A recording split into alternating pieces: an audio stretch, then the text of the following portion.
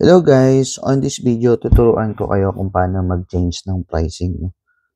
So kung makikita nyo dyan, ito po yung online portal. Makikita nyo may apat na icon sa baba. Ito, select lang natin ito, apat na icon. Pupunta lang tayo dun sa pinakadulo na part. Okay? Click nyo lang po yun. Then punta po kayo sa fees and pricing. Para to sa mga e-load, saka sa mga cash-in services po. So, ayan, may mga default rate na tayo dyan, no? So, pwede natin yung baguhin. Depende po sa inyo kung magkano yung gusto nyo system charge. Dito sa e-loading services, discounted yung account nyo ng 0.5% o minsan 10.10 pa nga. Depende sa net worth. Pero lahat po ng tubo sa inyo na mapupunta. Walang kinukuha dyan si Daypax Tech. So, click mo lang yung parang pen dito. Then, pwede mo na mabago yung price. Let's say 3 pesos lang gusto ko. Then, update mo lang. Wait lang natin. Yun. Then, 101 to 1,000. Hindi ko na babaguhin. For example lang naman. So, yung globe, nandiyan na rin yung TM. Isa na lang. Tuturo ko sa inyo kung paano siya ma-apply dun sa machine. Okay?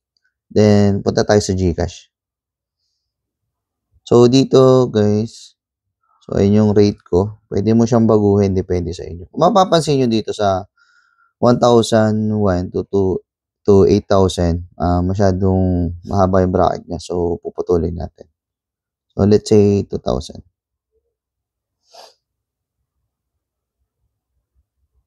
Then, 27. Update lang natin. No? Then, add denomination tayo hanggang maging 10,000.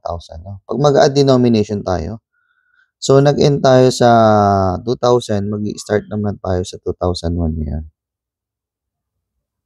Then, 3,000. Ito, for example lang yung rate ko. 35.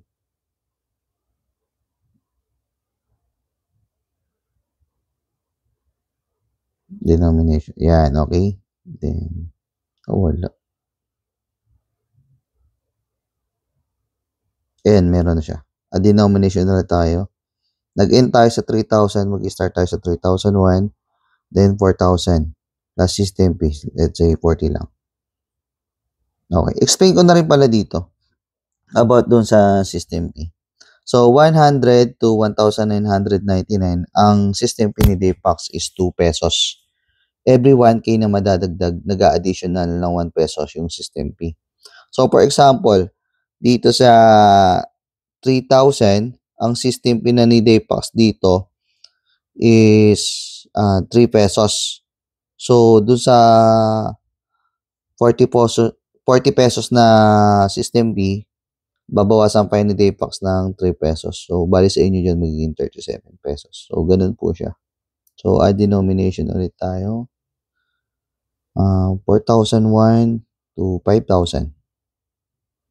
Then, 45. Ano ba yung system fee? For example lang naman. Pero nasa sa inyo pa rin kung magkano yung gusto nyo. Every 5 pesos lang ako naglalagay. Okay. Then, add denomination ulit. 5,001 to 6,000. 50. For example lang. Kayo po masusunod doon sa system fee nyo, no? Ano ba ako? 6,000 na ako. 6,001 to 7,000. 55. Then, a denomination.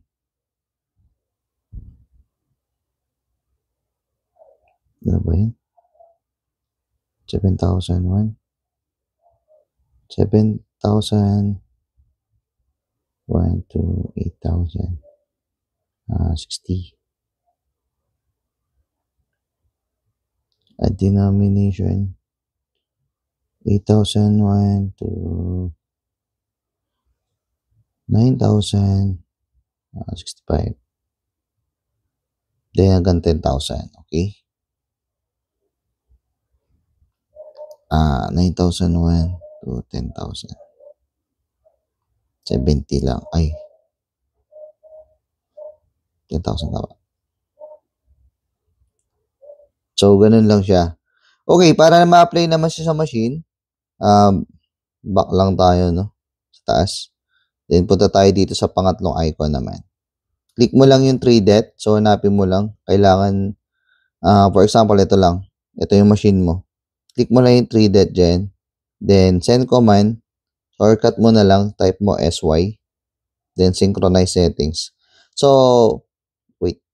Ulitin ko. SY. Dapat pipindutin yung synchronize settings. Lalabas yung command na SY settings. SYNC settings, no? Pag send ng command, magbabato si phone ng command dun sa machine natin. So, makikita nyo dun sa screen, dapat nagsisynchronize siya.